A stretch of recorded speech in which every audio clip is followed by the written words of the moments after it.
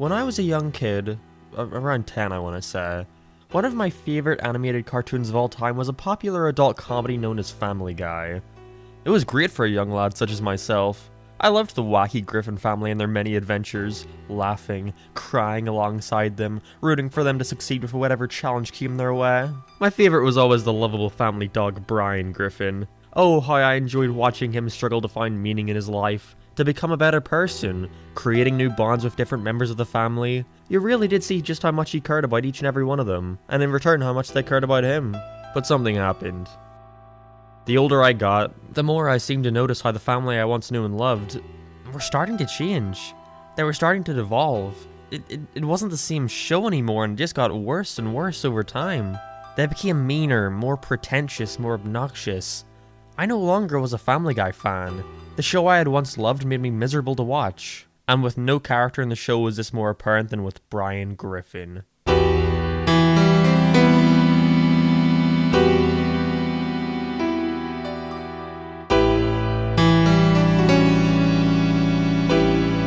Yes, this is going to be a serious character analysis of Brian Griffin from Family Guy, what of it? I think I've made it pretty clear over the years that I have a certain fondness for Brian Griffin. Anyone in here who watches my Twitch streams knows what I mean. Brian's in the chat, guys.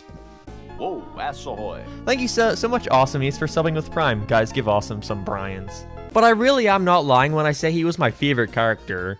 I don't even really know why. I guess he just seemed like the realest, you know, despite being a talking dog. But first of all, did you know that this video was brought to you by Manscaped.com, the premium global brand for men's grooming and hygiene products? The Lawnmower 4.0 trimmer has these ceramic blades with skin-safe technology to reduce nicks and cuts and can easily be replaced, and on top of that is even waterproof so you can conveniently trim in the shower. They also sent me this care package filled with a ton of cool items such as deodorant, cologne, a razor, and even this little thing called the Shears 2.0. Looks like a wallet or something, but bang! An assortment of scissors and files and other useful stuff. And they even give me this cool little bag to keep it all in for traveling. So if you want to join over 2 million men worldwide who trust Manscaped, then get 20% off plus free international shipping when you use promo code LSMark at Manscaped.com. And thanks to Manscaped for sponsoring this video. It's weird, see, as a kid I always find myself liking the sidekick more than the main character, or the straight man in a show or video game, and that's exactly what Brian was. He was Peter's conscience, but I'll get more into that in a bit, because this all changed.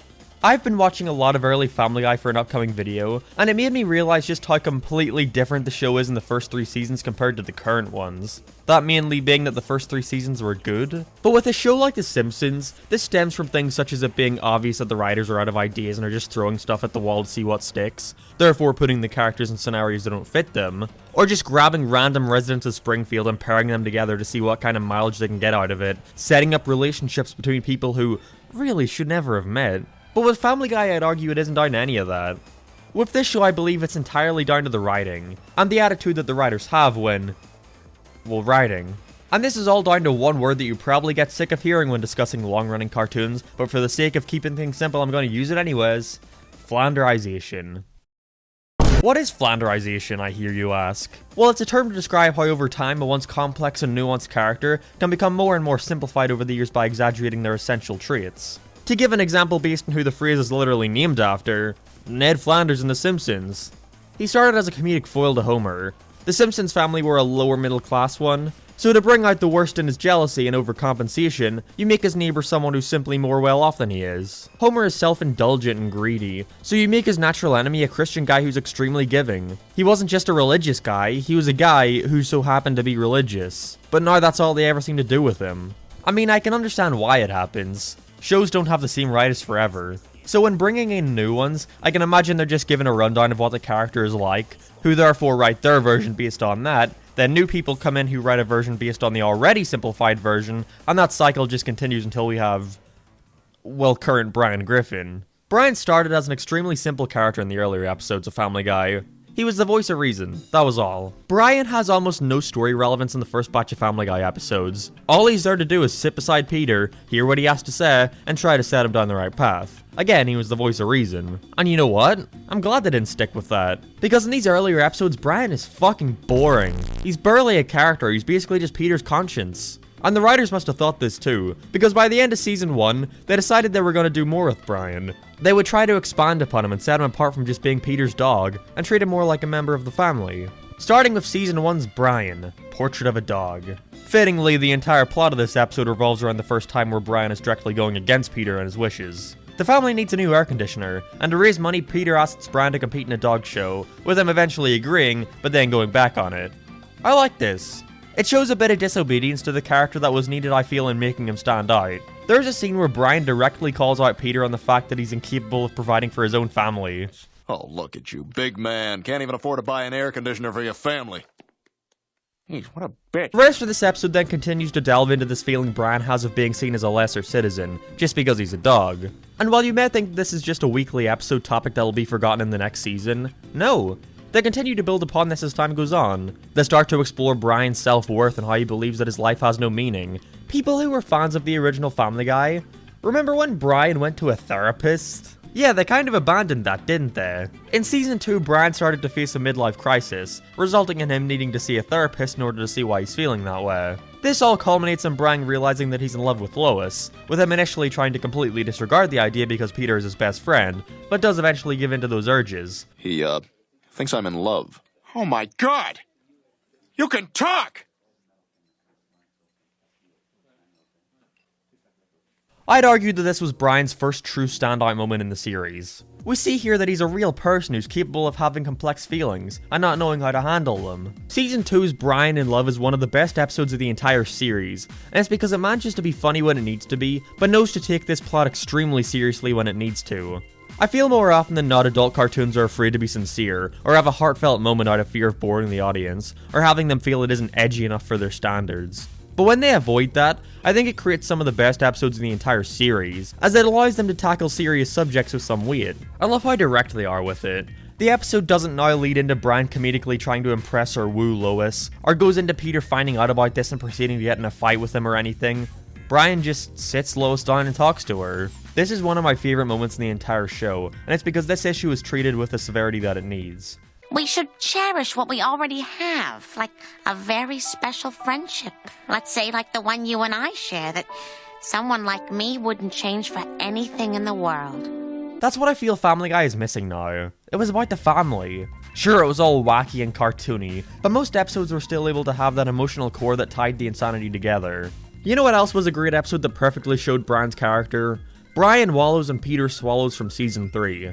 The Peter plot for this one is completely out there and wacky, which is a perfect balance for how sad and somber the Brian story is. Brian is tasked with taking care of this elderly shut-in, who hasn't experienced the real world in years. And after eventually finding a common interest and growing closer, Brian tries to take her out of her house to experience the world, which immediately leads into her dying. I know, status quo and all. But I don't mind this shift in the plot, as it leads into one of the sweetest moments of the entire show, where Brian tries to show her the life they could have had together while on her deathbed. That's what I loved about early Brian. He was depressed and didn't feel like he had a lot of good in life, but when he tried to find it, he really tried despite his attempts failing. But beginning with season 4 and onwards, they tread on all these same plot points, but in ways that cause Brian to become way more unlikable and unsympathetic. Brian never truly finds love after this. He just dates women way younger than him, purely for their looks. How shallow. And then just continue to make jokes about how shallow he is. Boy, that sure is a great contrast to this. I remember the Lois thing, how Brian accepts that he needs to cherish the friendship he has with her. Nah, in season 4 he straight up just gets in a relationship with her. Yeah, just after a few months of being presumed dead, Peter returns home to find out that Lois and Brian are now together. That sure isn't disrespectful at all. Yeah, that definitely feels in character for both of these guys, makes perfect sense. I think it's fine if they want to revisit this aspect of his character that loves Lois. If anything, I think that's great. Goes to show that he's more complex than initially thought. Just because he's able to hand the rejection at one moment, doesn't mean that those feelings for Lois have gone away completely. But they go way too overboard with it, and it just starts to get sad and weird. Season 6 is Play It Again, Brian, has Brian take Lois and Peter to the city of Massachusetts. Is Massachusetts a state or a city? I don't know. Where he's going to be accepting an award for a poem he wrote. Very clearly about his affection for Lois. But as it goes on, it focuses more so on the concept that Brian thinks Lois is too good for Peter, who does nothing but ignore her the whole trip, which results in Brian getting Lois in a room alone with him, where he comes on to her and begs her to kiss him. This is creepy. It's like, fine, I guess, if they want to try and explore this more deranged side to him, the side of him that desperately wants to give in to his urges, but you gotta handle that with some class. In this episode, everything is made way too obvious. Brian is overly nice, Peter is obnoxiously dismissive, and Lois is just somehow oblivious to it all. What I like about Brian and Love is that nobody was acting out of character or exaggerated to the point of unbelievability. Brian was trying to figure himself out, Peter was being a supportive friend to that, and Lois caught on pretty quickly to how Brian felt about her, and that is tackled with the respect it needed. Want to know how the story is resolved here? Because that's a pretty big bombshell you gotta fix.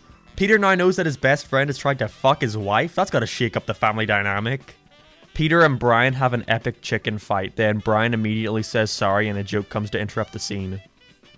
That's all. It's just sad. It shows an absolute lack of confidence on the writer's part, where they feel as if actually taking this subject seriously for a few minutes would bore the audience, and so instead they just present the concept, brush over it and move on. Great, glad to know we can never return to that sort of dynamic again. They've pushed this Lois thing to its absolute extreme, so now they basically have to abandon it. So what have we got left?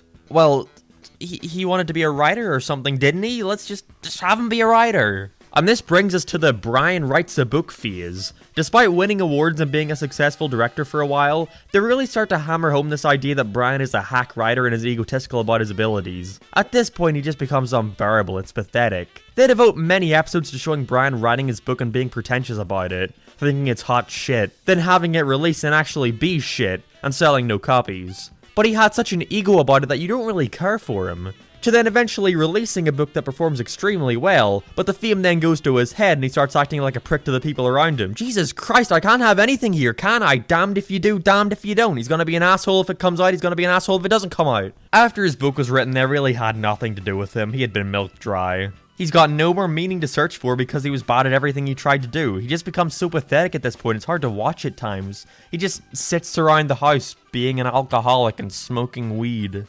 That's his character. At this point, they've just completely run out of things to do with Brian. When you chip away at everything deep and complex about his character, all that remains is a pretentious, depressive asshole. And it was completely intentional. They actively want you to think of Brian like this. They want you to hate him. Multiple episodes are focused on the idea that Brian is unlikable. He's a guy who has no solid opinions and instead chooses to follow the crowd. Like how he's pretty consistently portrayed to be a liberal. You know, I like Hillary Clinton. I don't care what anyone says. But changes his mind on a whim because he's that easily influenced. Or the episode where Brian tries to figure out why Quagmire doesn't like him, and he just unleashes every single thing wrong with his character. That's the worst of it, Brian. You're just a big, sad, alcoholic bore. And you know what's funny about it? Not a single thing that Quagmire says here applies to Brian from seasons 1 to 3, meaning that they intentionally went out of their way to make Brian as much of a prick as possible, and then proceed to call themselves out on it. He just becomes a punching bag almost as much as Meg. They just bring him in whenever they want to do a joke about how pathetic his life is. He stops being Peter's best friend and becomes delegated to the role of Stewie's sidekick, because of the popularity to the Road to episodes. And they were good episodes, because it showed you a dynamic that had never really been explored before, and treated the two as equal. But as time goes on and Brian becomes more and more pathetic, their dynamic can basically be summed up as, I am smart, and then Brian says, yes, I am also smart. And then Stewie says, no, you are not smart, you are dumb.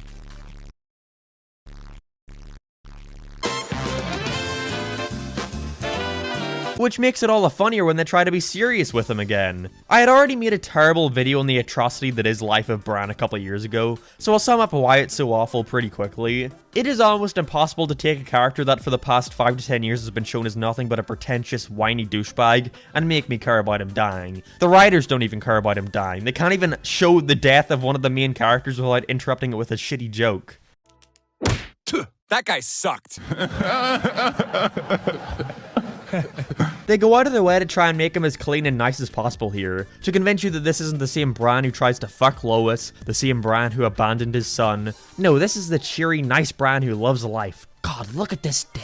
Once the fan outcry happened for his character to be brought back, the staff knew they had just fucking slam dunked. They can do whatever they want with him now. They can make him as much of a cunt as they'd like, because audience are way too attached to this family now to just kill one of them off like that. So Brian continues to get worse and worse, doing shitty thing after shitty thing. A couple episodes after Stewie brings Brian back to life, yeah, Brian gives him herpes. Why? Just felt like it. I mean, why not? It's something to do. Quagmire of all characters helps Brian out by paying the dental cost for him to get new teeth. And what does Brian do in return? Scams him out of a fuck ton of money for his own personal gain. Why not? If you don't like that, viewer, well gee, that sucks. Well, I mean, we could always just kill him off again. No, we wouldn't want that, would we? And what about his son? He finally makes a reappearance.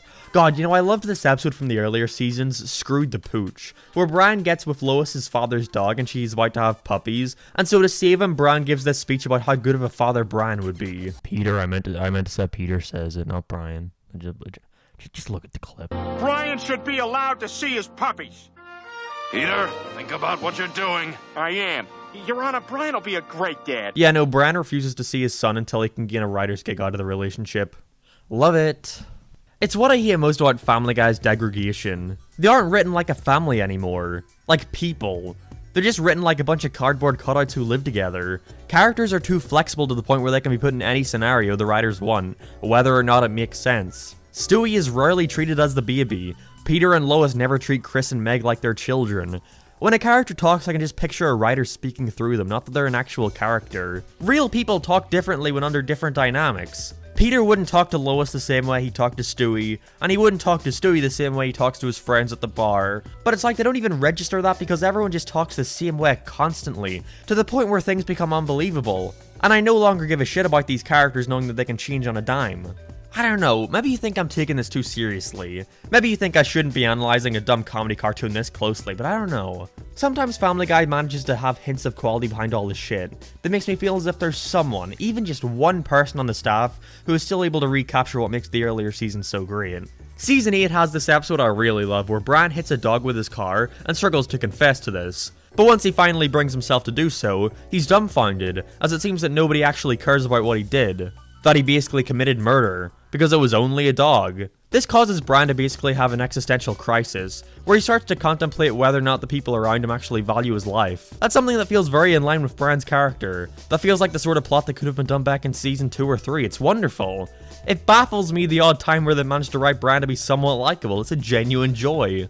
There's this episode all the way in season 18, where Brian gets together with Quagmire's trans mother, who he had previously slept with in an earlier episode and was disgusted by. The episode shows Brian getting over his embarrassment for not wanting to be seen going out with a trans woman, but once he does, he acts like a genuinely good partner for her. Everyone is accepting of it, and he even makes a genuine effort to be nice to Quagmire, who ruins the entire thing by giving her an ultimatum between him and Brian, with her of course picking Quagmire and therefore leaving Brian. He can't even get a win in the times that he's doing something nice. But there's one standout episode that gets talked about a lot in relation to Brian's character, and it's the season 8 episode Brian and Stewie. This episode features no cutaway gags, no characters outside of just Brian and Stewie, and takes place in one central location the entire time. I don't think it's all that amazing.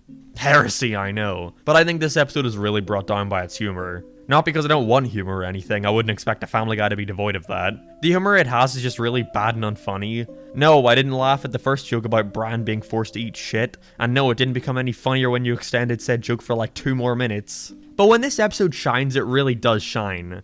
There's the scene that everyone talks about, where Stewie asks Brian why he has a gun in his bank vault. And he admits that it's there in case life ever becomes too much for him and he wants to take his own. I think the reason this works so well, surprise surprise, is because of Stewie's reaction. He treats this moment with the severity that it truly deserves. To think that Brian would ever think of going through with killing himself, it recontextualizes the entire midlife crisis stuff from previously. To know that if he never found his purpose in life, he would have taken his own. But that only becomes all the sadder when you realize that he really doesn't have a purpose in his life. They try to pull this heartwarming moment, where Stewie lets him know that because Brian existing by proxy makes Stewie's life better, then he doesn't even have a purpose. And that's sweet in context to the episode, but in context to the rest of the series, it does not work at all. Again, Brian has failed at everything he ever tried to do. His love life, relationships, writing. He's constantly disrespected by his family and his so-called best friend who does nothing but shit on him for how much of a failure he is. That doesn't sound like much of a purpose. They've stripped his character of all his likable traits, his interests, his aspirations. What does he contribute? It pains me to say it because, well, Brian, you're more than just a cartoon character. You're my friend. A good friend, even. And that's why I gotta be honest, because just like his role in the show, Brian Griffin serves no purpose.